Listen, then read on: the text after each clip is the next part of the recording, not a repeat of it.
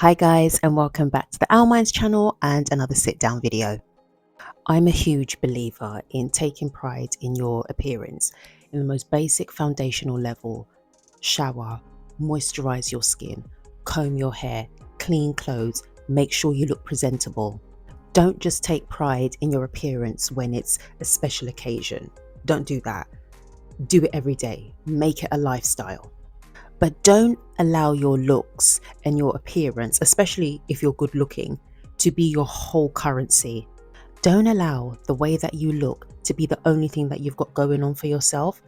Have some substance about you. It's all well and good knowing the latest concealer drop from Denissa Myricks or knowing who the baddest barber is in your area. I don't know. But remember, have a personality, educate yourself on current affairs, have some substance about you. Now, yes, don't get me wrong. Pretty privilege is very much a thing. I firsthand have seen it with some of my friends to where I have seen my friend get bumped up to business class just because of the way she looks. True story. I'll tell that story one day. I have seen friends, going, this is like years ago though, getting into VIP sections in clubs. Pretty privilege is a real thing. And truth be told, I'm not mad at pretty privilege. There's a place and a time for it. But like I said, don't allow the way that you look to be your absolute whole currency, and that's just how you move through life. The way that you look will only get you so far. So I'm going to tell you a story which I kind of feel relates to this sit down video, I think. Anyway, here we go. Years and years and decades and years ago, I was going out with this guy, all right? And he was a few years older than me. Not a lot, but he was a few years older than me. And I just knew from the jump, we ain't gonna make it. We ain't gonna make it. We didn't make it. So anyway, we're at this dinner party. And because he was a few years older than me, I was like, got to make sure that my makeup is right, got to make sure that my hair's looking okay. And that particular dinner party, I remember I was wearing this red dress and I thought I looked hot. All right, I thought I looked good. So back then, when I was with him, I remember I was really getting into going to exhibitions, but exhibitions that were very politically charged and talking a lot about fascism. So anyway, fast forward now, we're at this dinner party. Don't ask me how we got onto this topic, but we started talking about fascism, all right? And do not judge me, do not cuss me, do not come for me in the comments. This happened many years ago. This was not today, nor was it last week or last month. It happened a long time ago, all right?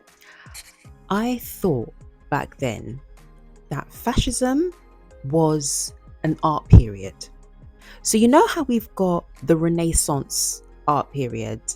I legit thought that fascism was an art period. For those of you that don't know what fascism is, it's not an art period, all right? Look it up. Chat GPT it. It is not an art period. So here I am. I'm just sitting there like an idiot. I can't contribute to anything. They're agreeing on some points, disagreeing on that, talking about this political figure, and I knew nothing. And the whole time, I swear down, the whole time I just sat there thinking, oh, but I've got a really nice, pretty red dress on. And you know what was even worse is the fact that the guy that I was seeing at the time, he was getting really passionate about what he was saying. And there was this other chick who was sitting across from me. And obviously she was clued up about this topic. And they were going back and forth, back and forth. And I could really tell that he was enjoying this conversation. And I just sat back thinking to myself, girl, you can't even contribute the word "the" in this conversation, because I knew nothing. I knew nothing, but I was just sitting there relying on my red dress to pull me through this dinner party. I'm not trying to sit here and say, oh my gosh, you need to get a PhD on every single subject matter that is going on at the moment. It's ridiculous. You can't do that. And truth be told, listen, life is life. You're not going to know everything that is going on at the moment, because you've got your own problems. But at the same time, don't be ignorant to other things that are going on around you. Be able to walk into any room confidently and hold yourself in conversations And yes, you might find yourself in a situation where there's a subject matter and you have absolutely no idea what on earth they are talking about. At that point, don't do what I did and just sit there and think, oh, I'm wearing a pretty dress. Don't do that. Ask questions. That's how you get yourself involved in the conversation. And that's also how you two are being educated on that subject matter. I always say this: we are not God, we are not the oracle. Listen, even Einstein didn't know what he knew until he learned it. You also do the same. I'm not trying to say you're going to become Einstein. Maybe you are going to become Einstein. I don't know. What I'm trying to say is everybody starts somewhere and everybody can learn from everybody else or from somebody else. Oh, I've never heard about that before. Who is this person? Why do you support them? Oh, why is it that you don't like that particular person? These are the type of questions that you need to ask. Have you ever been in that situation where you've met someone and they're so good looking, very, very attractive, you fancy them, like they are well put together, all right? And you start talking to them and you quickly realize that their personality is as dead as a dead person who has been dead since 1502. Let me tell you, that is one of the most unfortunate situations ever. And even though they are chiseled to the gods, they are that good looking, because they're dead, their personality is so dead, you don't even find them attractive anymore. Because you need something more. You need more substance. You need more mental stimulation from this person. I'm telling you, your looks will only get you so far. Do not allow your looks to be your currency. And once you broaden your mind, don't become arrogant or big-headed or patronizing. A humble confidence is a very, very sexy thing. Being good looking, attractive, having a humble confidence and being knowledgeable. Listen, if that's you, yeah, baby, the world is your oyster.